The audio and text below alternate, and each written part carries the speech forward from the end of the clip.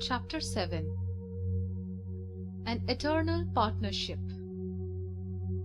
Shiva's entourage had been housed in Ujjain's Brahmin zone, abutting the central Vishnu temple.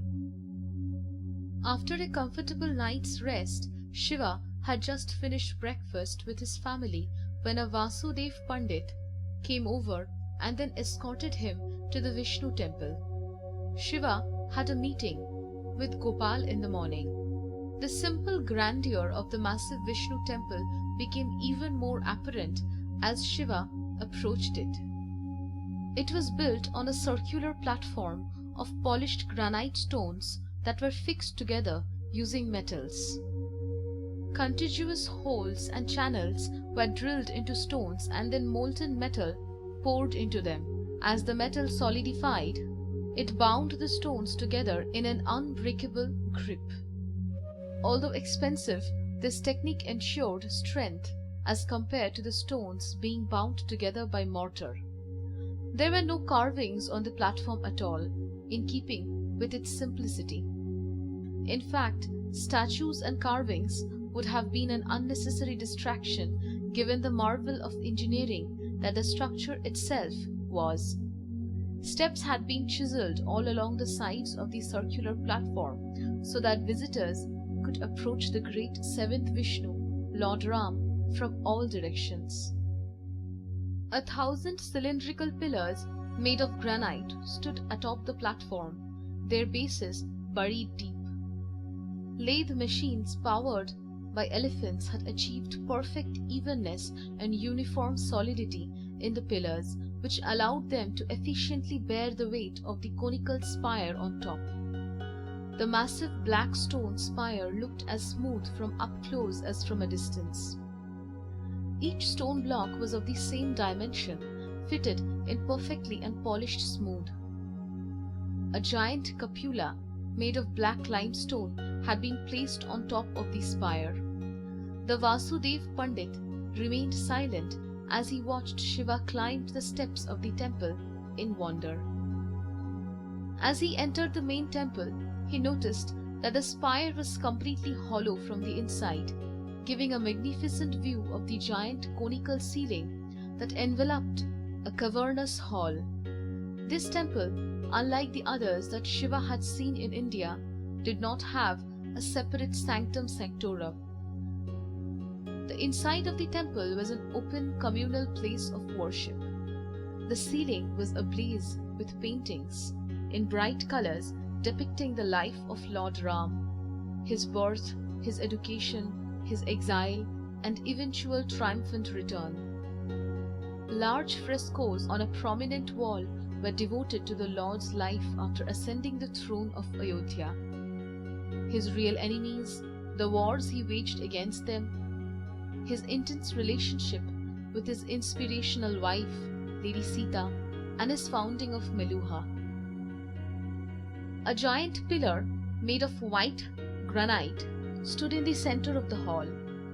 It was almost 200 meters high, extending all the way to the top of the conical spire. Shiva was aware that granite was amongst the hardest stones known to man and extremely difficult to carve. Hence, he was surprised to see the detailed carvings on the pillars. They were giant images of Lord Ram and Lady Sita. Dressed simply, with no royal ornaments or crowns, they wore plain hand-spun cotton, the clothes of the poorest of the poor. These were the garments worn by the divine couple during their 14-year exile, most of it in dense jungles. Even more intriguing was the absence of Lord Lakshman and Lord Hanuman, who were normally included in all depictions of the seventh Vishnu. Lady Sita held his right hand from below, as if in support. "Why has the worst phase of their life been chosen for depiction?" asked Shiva. This was when they had been banished from Ayodhya, when Lady Sita was later kidnapped by the demonic King Ravan, and Lord Ram fought a fierce battle to rescue her. The Vasudev Pandit smiled. Lord Ram had said, that even if his entire life was forgotten, this phase, the one that he had spent in exile along with his wife, his brother, and his follower Hanuman, should be remembered by all. For he believed that this was the period that had made him who he was. Gopal stood close to the base of the central pillar. Next to him were two ceremonial chairs, one at the feet of the statue of Lady Sita, and the other at the feet of Lord Ram. A small ritual fire burned between the two chairs. The presence of the purifying Lord Agni, the god of fire, signified that no lies could pass between them, those who sat on either side.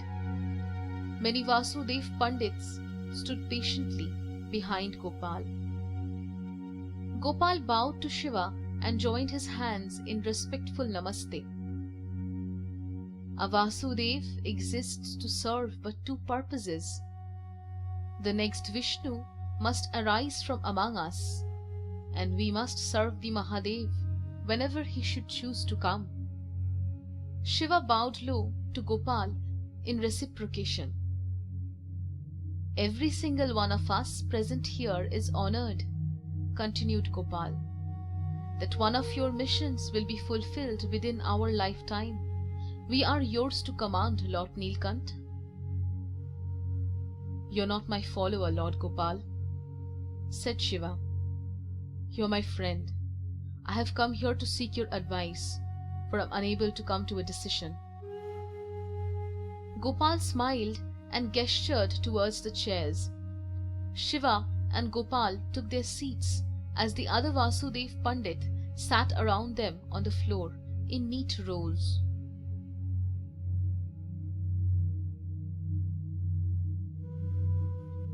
Ganesh, Kartik and Brahaspati had set off on a short tour of Ujjain, accompanied by a Vasudev Kshatriya.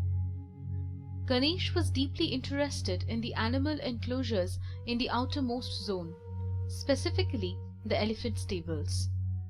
Pulling his horse close to Ganesh's mount, the Vasudev Kshatriya asked, "Why are you so interested in the elephants, my lord?" "They are important for the impending war. They will play a big role if they are as well trained as I hope."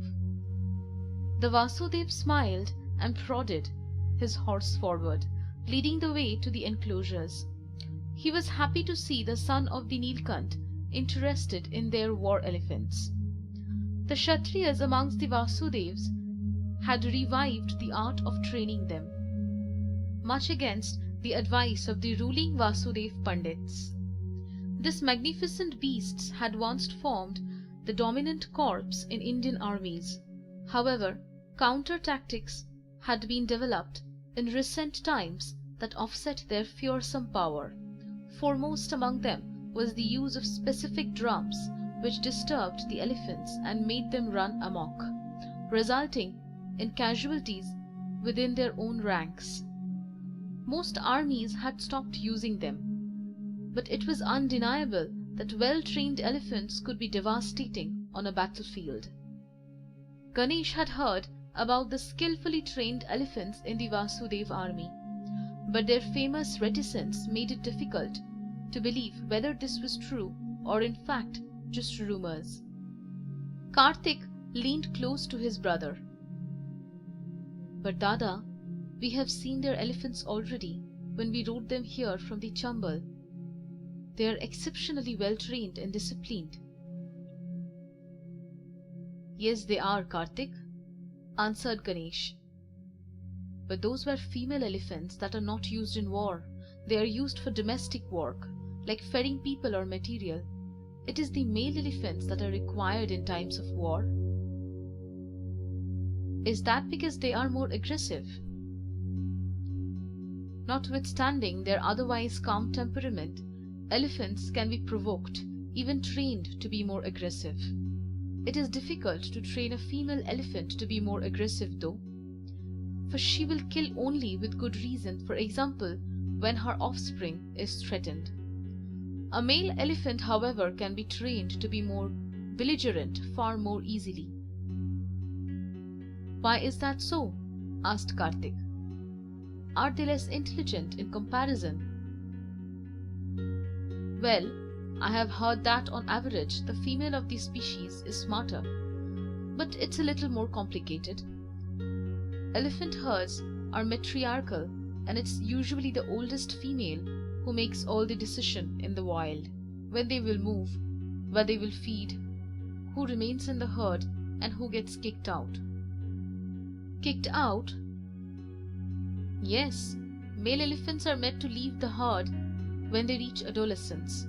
They either learn to fend for themselves or join nomadic male elephant herds. That's unfair. Nature is not concerned with fairness, Kartik. It's only interested in efficiency. The male elephant is not of much use to the herd. The females are quite capable of defending themselves and taking care of each other's calves. The male is only required when a female wants to have a child. So how do they? During the mating season, the female herd accepts a few nomadic male elephants for some time so that the females can get impregnated. Then the males are abandoned once again. Kartik shook his head. That's so cold. Well, that is the way it is. The female wild elephants have well-defined social behavior and group dynamics enforced by the matriarch. The male elephant, on the other hand, is a nomad with no ties to anyone of his kind. Since he is usually a loner, he would have to be much more aggressive to survive. Therefore, he is more difficult to break and one needs to catch him young. But once he is broken in, he is much easier to handle and remains loyal to the mahouts, his rider. More importantly, unlike a female elephant, he will kill without sufficient reason, just because his mahout orders him to do so. My lords, said the Vasudev Kshatriya, interrupting the conversation as he pointed forward.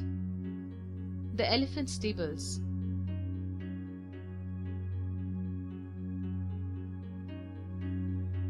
I guess you already know what I suspect is evil, said Shiva, looking at Gopal sitting across the small ritual fire.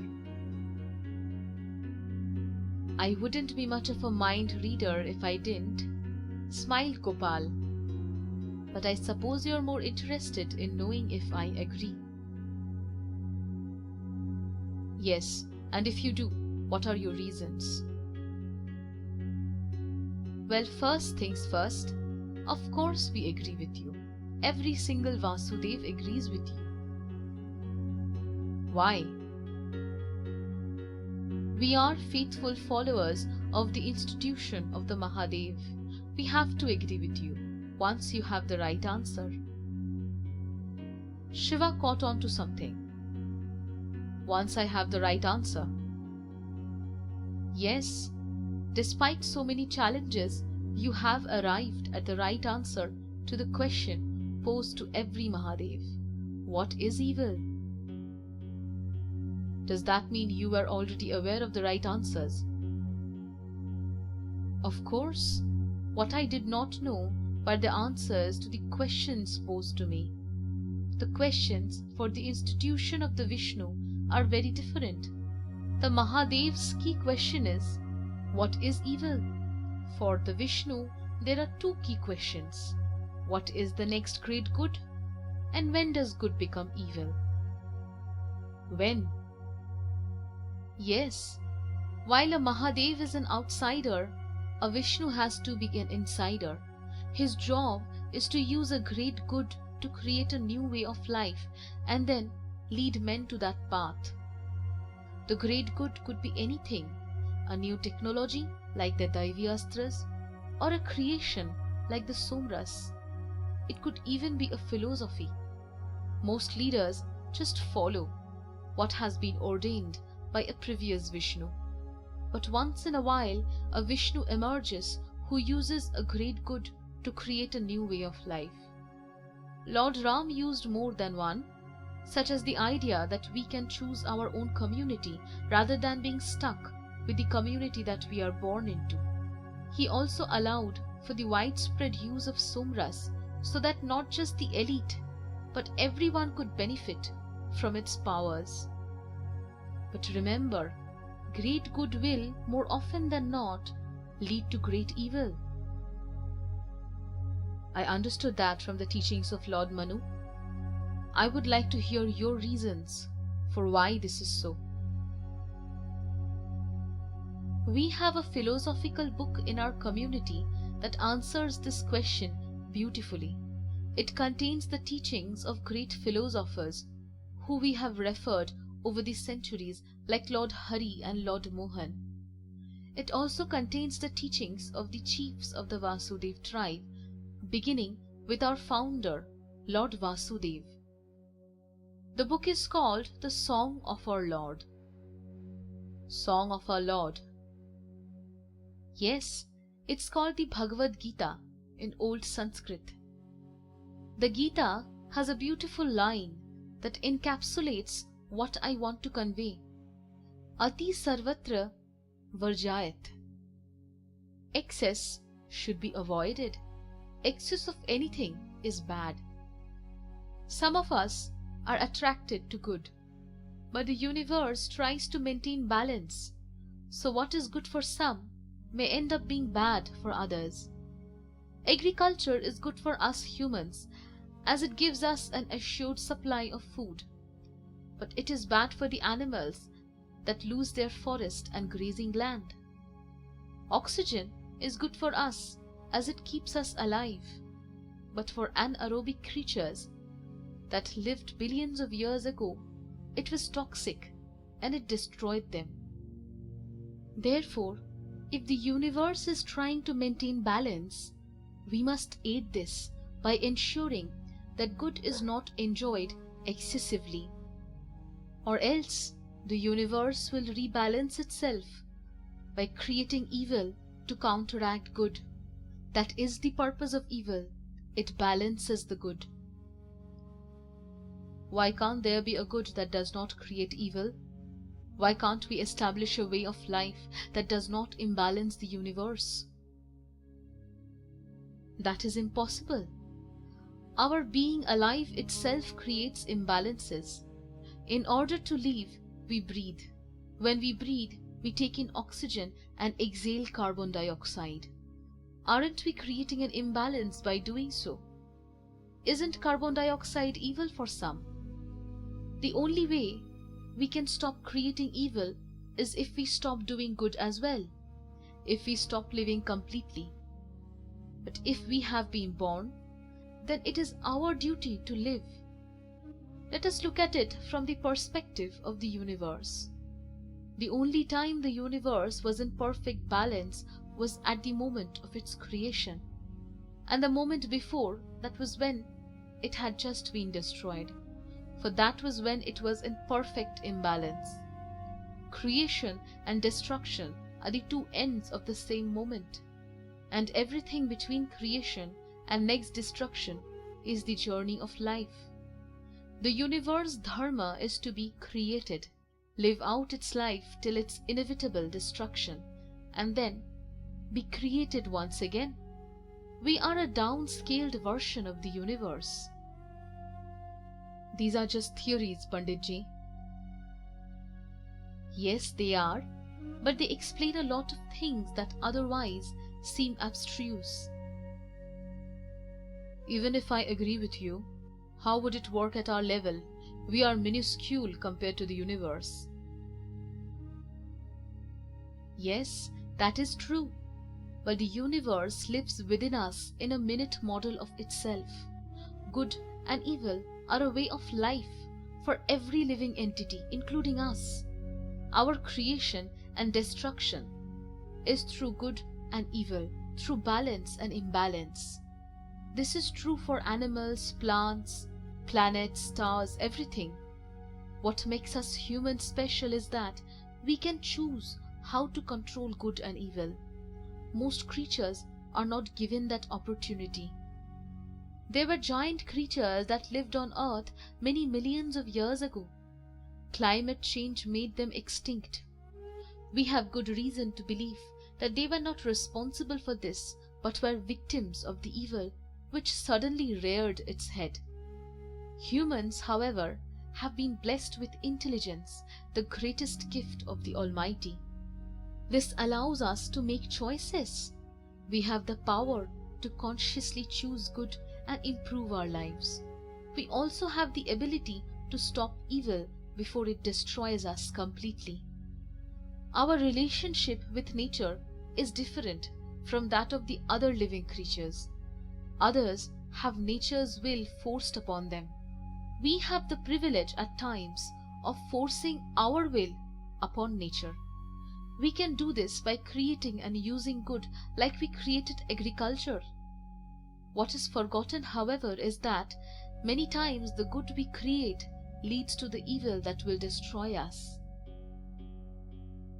Is that where the Mahadev comes in? Yes, good emerges from creative thinkers and scientists like Lord Brahma, but it needs a Vishnu to harness that good and lead humanity on the path of progress. Paradoxically, imbalance in society is embedded in this very progress. At other times, a Vishnu arises and intervenes to move society away from evil, which good may be leading it to.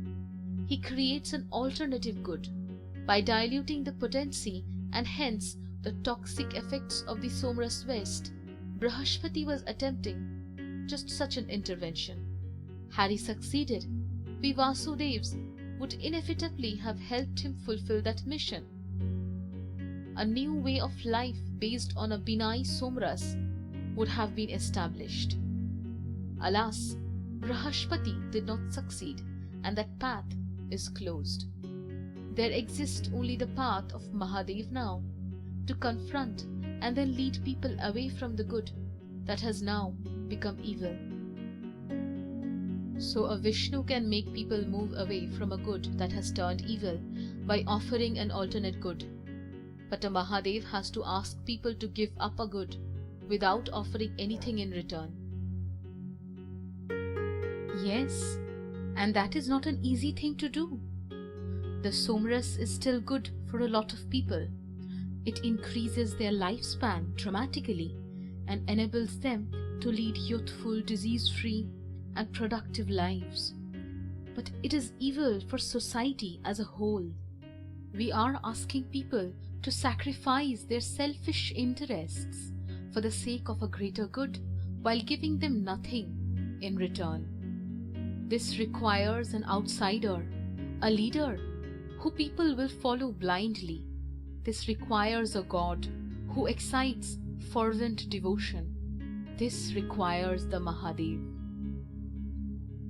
So you always knew the Somras was evil. We always knew it would eventually become evil. What we didn't know is when. Remember, good needs to run its course. If we remove a good too early from society, we are obstructing the march of civilization. However, if we remove it too late, we risk the complete destruction of society. So in the battle against evil, the institution of the Vishnu has to wait for the institution of the Mahadev to decide if the time has come. In our case, a Mahadev emerged and his quest led him to the conclusion that the Somras is evil. Therefore, we knew that it was time for evil to be removed. The Somras had to be taken out of the equation.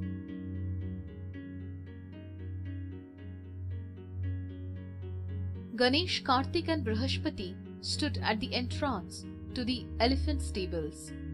There were 10 circular enclosures built of massive stone blocks. Each enclosure could house between 800 to 1000 animals. 5 of the enclosures were for the female elephants and their calves. The remaining 5 were reserved for the male elephants that were regularly trained for war. The female elephant enclosures had massive pools of water at their center, allowing the beasts to submerge, have a mud bath, and splay themselves with water. The area around the pools was also a social meeting point for the animals. Piles of nutritious leaves around the central pool catered to the voluminous appetites of the animals. The female elephants were also taken to the jungle in small herds to feast on fresh vegetation. These outings also allowed the beast to rub their skin against trees, which would scale off their dead skin. The resting areas in the female enclosure did not have partitions, and they were allowed to mix freely. They usually grouped into herds, led by their specific matriarchs. The enclosures for the male elephants, though, were completely different. To begin with, the shelters were partitioned into separate sections for each elephant. The animal's individual mahout lived just above the elephant's enclosure, spending practically all his time with the beast under his control. This developed an attachment on the part of the elephant for his mahout. The beasts were not expected to do any work. They did not rub their skin against rocks and trees to scrub the dead skin off. Instead, freshly cut plants were supplied to them outside their own specific shelter. The male elephants had only one task: train for war. The central area of the male elephant enclosures had been suitably prepared for that purpose. There was a pool of water in the central enclosure, just like in the female enclosure, but the pool was much deeper. Here, the elephants were taught to put their inborn swimming skills to better use. They were taught to ram and sink boats. Around the pool were massive training grounds where the elephants were trained for specific tasks like mowing down opposing army lines. They were also toughened to survive the heat of battle.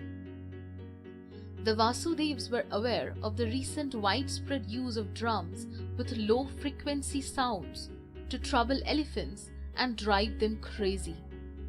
To combat this, the Vasudevs had developed an innovative earplug for them. Furthermore, the elephants were also subjected to a daily bout of low-frequency war drums to help them get used to the sounds. Ganesh, Kartik and Brahaspati were led into one of the male elephant enclosures.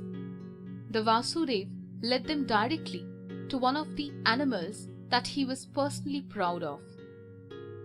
As he reached the enclosure, he called out to the mahout, instructing him to bring the elephant out of his shelter. The mahout immediately did so, sitting proudly on top of the beast, just behind its head.